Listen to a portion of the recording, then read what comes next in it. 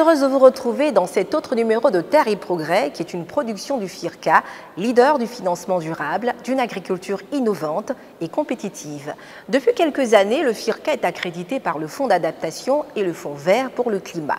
Ce fonds d'adaptation a été mis en place pour financer des projets d'adaptation au changement climatique dans les pays en développement, avec pour objectif de contribuer à la réduction de la vulnérabilité des écosystèmes face aux effets négatifs du changement climatique. Le Fonds vert, quant à lui, vise à transférer les fonds des pays les plus avancés à destination des pays les plus vulnérables pour mettre en place des projets de lutte contre les effets des changements climatiques. Le FIRCA, acteur engagé dans la protection de l'environnement, on en parle dans ce grand format tout en vert. Mais tout de suite, c'est la Minute Instit, la rubrique qui vous dit tout sur le FIRCA et son fonctionnement. C'est la Minute Instit.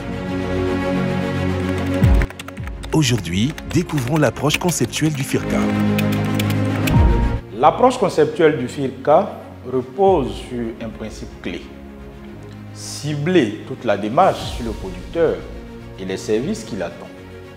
Cela, à travers la notion de service au producteur, où celui-ci détermine désormais l'objectif, assure une partie du financement et évalue le prestataire qui le réutilise ou non. Cette approche a pour fondement le concept du progrès en agriculture, encore appelé la filière du progrès, qui est le lien systématique entre la recherche agricole, le conseil, vulgarisation et la formation, renforcement des capacités des organisations professionnelles et des acteurs des chaînes de valeur agricoles. Ce système est bâti avec un nouveau regard sur le producteur, où cet acteur n'est plus dorénavant un simple bénéficiaire, mais aussi un partenaire, un client et même un commanditaire. Découvrons justement le nouveau regard du FIRCA sur le producteur. Auparavant, le producteur était le dernier maillon de la chaîne des décisions. Il subissait les décisions, ne pouvant que bénéficier des services fournis par des prestataires, notamment les opérateurs de la recherche appliquée et de la vulgarisation agricole. Il faut dire que ces prestataires étaient eux-mêmes financés par l'État ou les bailleurs de fonds qui avaient l'initiative de la décision, généralement à travers des agences de coopération internationale. Mais aujourd'hui, le regard que le FIRCA porte sur le producteur est tel que celui-ci est placé au centre de toutes les préoccupations. D'abord en tant que contributeur, à travers ses cotisations, mais également en tant que partenaire de l'État et des bailleurs de fonds et le bénéficiaire des ressources provenant de ces entités. Le producteur est encore le commanditaire et le client des prestataires de services, tels que les opérateurs de recherche appliquée, du conseil vulgarisation et de la formation agricole. Vous connaîtrez le FIRCA et vous aurez sur l'agriculture un autre regard. Dans le cadre du renforcement de la résilience des petits exploitants agricoles face aux effets du changement climatique, le FIRCA a mis en place le projet Précinov qui présente deux technologies, la pluie solide et la rizipisciculture.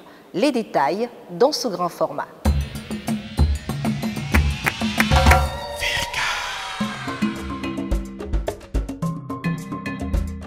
En Côte d'Ivoire, peu d'entités ont une expertise reconnue en matière de protection de l'environnement, de gestion et de restauration des sols dans un contexte de changement climatique et d'avancée du désert dans certaines régions frontalières. Parmi celles-ci figure le Fonds interprofessionnel pour la recherche et le conseil agricole, FIRCA, l'un des organes du dispositif officiel de développement agricole reconnu d'utilité publique par l'État. Monsieur Kouadio Kwakou-Fidèle, bonjour. Bonjour Ami. Vous êtes chef de service genre et environnement au FIRCA. Alors, quand on parle d'environnement dans le cadre des activités du FIRCA, à quoi cela peut-il faire allusion? Merci Ami. Effectivement, quand on parle d'environnement au FIRCA, on fait allusion à tous les effets induits des financements du FIRCA en matière de projet. C'est-à-dire, c'est la prise en compte des questions liées aux effets que nos activités ont sur les déterminants de l'environnement, notamment tout ce qui est faune, flore, et même, on va un peu plus loin, sur l'homme. Donc ce service a été créé pour prendre en compte toute cette dimension du financement du FIRCA. En effet, le FIRCA est accrédité par 2 guichets climatiques de l'Organisation des Nations Unies comme entité nationale de mise en œuvre pour des projets et programmes d'adaptation et d'atténuation au changement climatique. En l'occurrence, le Fonds d'adaptation depuis 2020 et le Fonds vert pour le climat depuis 2023. Le FIRCA met ainsi en œuvre depuis 2021, en tant que partenaire de livraison pour le Fonds vert pour le climat, un programme de renforcement des capacités des acteurs nationaux sur les techniques de mobilisation de la finance climatique. Depuis octobre 2023, le FIRCA met également en œuvre, pour le compte du Fonds d'adaptation, le projet Précinov sur le renforcement de la résilience des petits exploitants agricoles face aux effets du changement climatique par l'adoption de technologies et de pratiques innovantes éprouvées. Alors, sur quoi le projet Précinov forge sa formulation? Le projet Précinov a été monté dans le contexte que tout le monde connaît aujourd'hui, c'est-à-dire le contexte du changement climatique. On a constaté que pendant une période de l'année, nos petits producteurs avaient du mal à pratiquer leurs activités. Donc la question fondamentale du montage du projet Précinov, c'est la question de la raréfaction des ressources en eau dans un contexte de changement climatique ici en Côte d'Ivoire, plus spécifiquement dans le secteur des maraîchers. Alors, quelles sont les technologies d'adaptation que le projet met en avant et quelles en sont les raisons? Le projet met en avant 2 technologies, la plus solide et la technologie de la rizipisciculture. La plus solide, c'est une technologie qui permet de maintenir, les ressources en eau autour de la plante. Et la technologie de la rizipisciculture, c'est de pouvoir produire en quantité et en qualité en réduisant au maximum tout ce qui est intrants chimiques. Le FIRCA, acteur environnemental résolument engagé, adresse 3 problématiques majeures à travers ses projets. L'expertise en matière de montage de projets climatiques, la maîtrise de l'eau et la gestion durable des intrants chimiques. La gestion de ces problématiques a pour impact direct l'accroissement des notes conceptuelles de qualité transmises au fonds climatique, la gestion durable des ressources en eau et la réduction des pesticides dans les systèmes de production agricole du pays.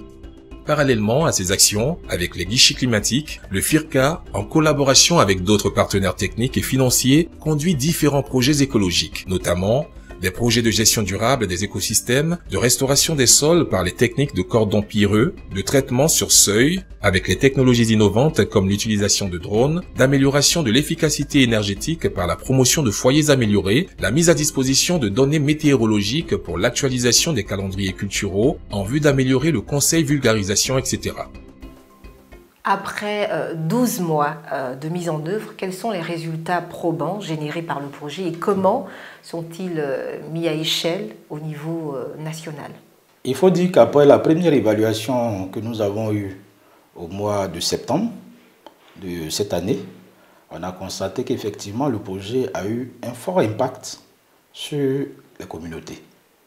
Parce que déjà, beaucoup de ces petits producteurs-là ont pu, comme on le dit dans le jargon agricole, traverser la saison sèche en pratiquant effectivement leur culture, notamment pour les 2 cultures identifiées sur le projet, la tomate et le chou.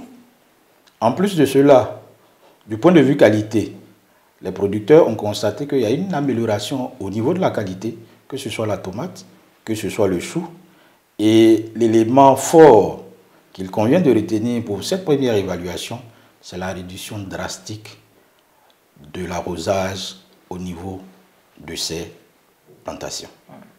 Et en plus, un élément qu'on n'avait pas au départ peut-être mieux apprécié, c'est la réduction même du carburant pour ceux qui utilisent des motopompes en système d'irrigation. Donc on a 2 éléments. Non seulement cette technologie a permis de réduire la pénibilité du travail en termes d'arrosage, mais également a permis à ces producteurs-là de réaliser des gains considérables en matière d'économie concernant tout ce qui est énergie, notamment, l'essence ou le gasoil en fonction des équipements qu'ils utilisent. Monsieur Kouadio Kakou Fidèle, votre mot de fin? On va dire merci au FIRCA qui nous permet de conduire ces initiatives. Merci également à tous nos partenaires, notamment à l'ANADER et surtout au bailleur qui est le Fonds d'adaptation qui, grâce à lui, aujourd'hui, nos petits producteurs gardent le sourire pendant les périodes de saison sèche. Merci beaucoup, Monsieur Kwadio Kakou Fidèle, et puis je vous dis à très bientôt. Merci. En attendant, fort de son savoir-faire désormais établi à l'échelle internationale, le FIRCA, acteur majeur engagé pour une agriculture durable et compétitive, se tient disponible pour des partenariats ambitieux en vue de contribuer encore plus significativement au développement d'une agriculture pérenne et écologiquement responsable. Le FIRCA est officiellement la première entité nationale accréditée en Côte d'Ivoire pour la gestion des financements climatiques. Acteur environnemental engagé, le FIRCA est aujourd'hui une référence en matière de prise en compte du genre et de l'environnement. Terre et Progrès, c'est fini pour aujourd'hui. Ne bougez surtout pas. Retrouvez FIRCANA pour la rubrique « Le saviez-vous ». Vous pouvez revoir ce programme sur nos différents réseaux sociaux en tapant le FIRCA, le tout attaché. À bientôt pour un autre numéro de Terre et Progrès.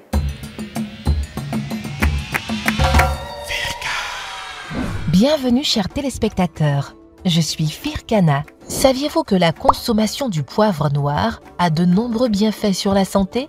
Sans doute, l'une des épices les plus utilisées dans le monde, le poivre noir est également employé depuis des siècles en médecine traditionnelle en raison d'un composé biologiquement actif, la pipérine, dont l'action stimule la digestion. Encore appelé l'or noir, il est une source de vitamine B, C et K, de sels minéraux comme le magnésium, le phosphore et le potassium, ainsi que de fer, ce qui en fait un anti-inflammatoire, un antalgique et un excellent nettoyeur de toxines et d'acide lactique.